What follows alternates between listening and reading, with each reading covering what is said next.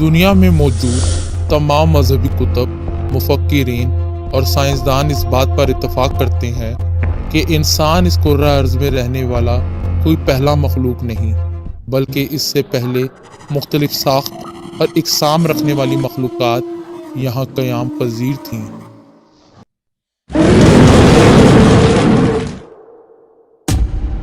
یہ کائنات جو تقریباً 13.7 ارب سال سے قائم ہے، اور سیارہ زمین جو 4.54 ارب سال سے وجود میں ہے، اس میں کون کون سی مخلوقات اور ان کی تخلیق حضرت آدم علیہ السلام سے پہلے کی گئی، یہ دنیا کیسے وجود میں آئی، اور حضرت آدم علیہ السلام کو اس دنیا پر اتارنے سے پہلے یہاں کون سی مخلوقات رہتی تھیں۔ مختلف اسلامی مفکرین اپنی کتاب میں 27 سے 28 اقوام کا اس کرۂ ارض میں قیام پذیر ہونے کا ذکر کرتے ہیں۔ لکھتے ہیں کہ جنات سے قبل ہند اور بن نامی 2 مخلوقات اس کرۂ ارض میں آباد تھیں۔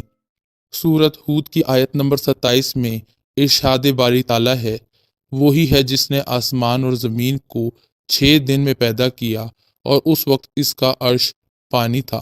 آپ صلی اللہ علیہ وآلہ وسلم سے پوچھا گیا کہ آسمانوں اور زمین کی پیدائش سے پہلے کیا تھا؟ آپ صلی اللہ علیہ وآلہ وسلم نے فرمایا، اللہ کے سوا کچھ نہ تھا۔ حضرت سیدنا عبداللہ بن عمر بن عاص رضی اللہ تعالیٰ عنہ سے روایت ہے کہ انہوں نے رسول اللہ صلی اللہ علیہ وآلہ وسلم کو یہ کہتے سنا کہ اللہ نے آسمانوں اور زمین کی پیدائش سے 50,000 سال پہلے ہی تمام مخلوقات کی تقدیریں لکھ دی تھی، اور اس وقت اس کا عرش پانی تھا۔ یعنی پانی وہ پہلی تخلیق ہے جو اس کرۂ ارض میں کی گئی۔ پھر پانی پر عرش قائم کیا، اور اس کے بعد قلم کی تخلیق ہوئی۔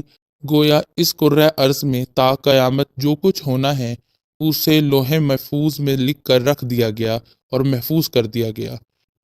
حضرت ابو ہریرہ رضی اللہ تعالیٰ عنہ سے روایت ہے کہ رسول اللہ صلی اللہ علیہ وآلہ وسلم سے پوچھا گیا کہ دنیا کی سب چیزوں میں وجود میں آنے کی ترتیب کیا ہے؟ آپ صلی اللہ علیہ وآلہ وسلم نے فرمایا کہ ہفتے کے دن مٹی کی تخلیق ہوئی، اتوار کو پہاڑ، پیر کو درخت، منگل کو تکالیف، بیماریاں اور مسائل، بدھ کو نور، اور جمعرات کو چوپائے اس زمین پہ پھیلا دیے گئے۔ جمعہ کے روز عصر سے رات تک حضرت آدم علیہ السلام کی تخلیق کی گئی۔ حضرت آدم علیہ السلام کی تخلیق سب سے آخر میں کی گئی، لیکن وہ نسل انسانی میں سب سے پہلے اور ہم سب نسلوں کے باپ ہیں۔ لیکن فرشتوں اور جنات کی تخلیق حضرت آدم علیہ السلام سے پہلے کر دی گئی تھی۔ ارشاد باری تعالیٰ ہے، اور اس سے پہلے جنات کو ہم نے لو والی آگ سے پیدا کیا۔ حضرت عبداللہ ابن عباس رضی اللہ تعالیٰ عنہ سے روایت ہے، حضرت آدم علیہ السلام کی تخلیق سے 2000 قبل جنات پیدا کیے گئے تھے۔ مختلف اسلامی مفکرین اپنی کتاب میں 27 سے 28 اقوام کا اس کرۂ ارض میں قیام پذیر ہونے کا ذکر کرتے ہیں۔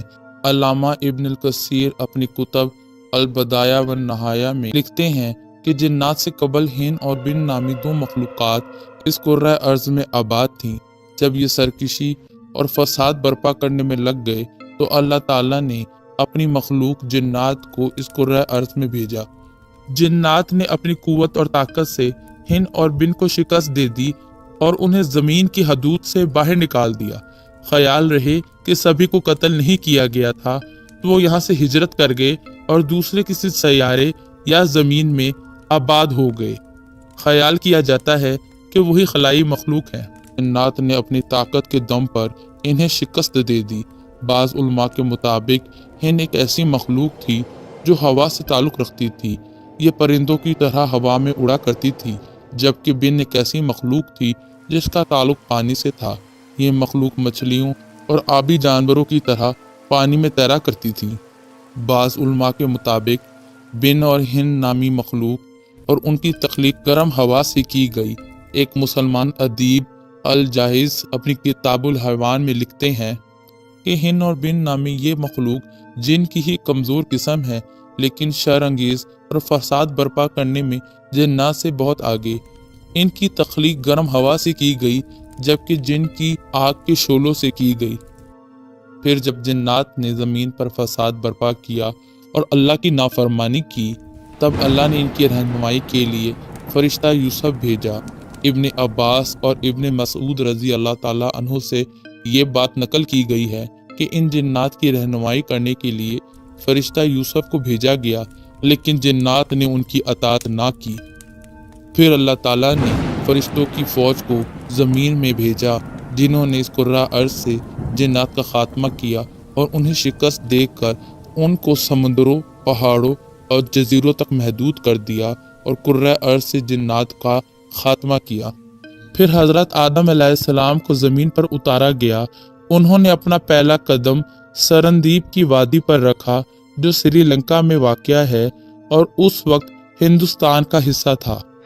علامہ المسعودی اپنی تحریر میں 28 مختلف ساخت اور اقسام والی مخلوقات کا ذکر کرتے ہیں، جن میں پروں والی، 2 سر والی، رینگنے والی اور دیگر اقسام کی مخلوقات کا ذکر کرتے ہیں۔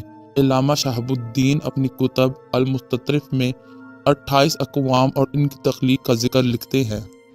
اور انسان کو سب سے آخر میں پیدا کیا گیا، جو تمام مخلوقات سے زیادہ حسین اور جمیل ہے، سورت 3 آیت نمبر 4۔ اور ہم نے انسان کو سب سے اچھی صورت میں پیدا کیا۔ ان مخلوقات کے کچھ بقایا جات اور نشانات فوسلز جو سائنسدانوں کو ملتے رہتے ہیں، وہ ڈائناسور اور دیگر مخلوق کے نام سے دریافت کرتے ہیں۔ تاہم یہ قوم ماضی میں واقعی وجود رکھتی تھی یا نسل در نسل سنائی گئی من گھڑت کہانی ہے، اس کا علم صرف اللہ کی ذات کو ہے، جو تمام کائنات اور تمام مخلوق کا مالک ہے اور خوب علم والا ہے۔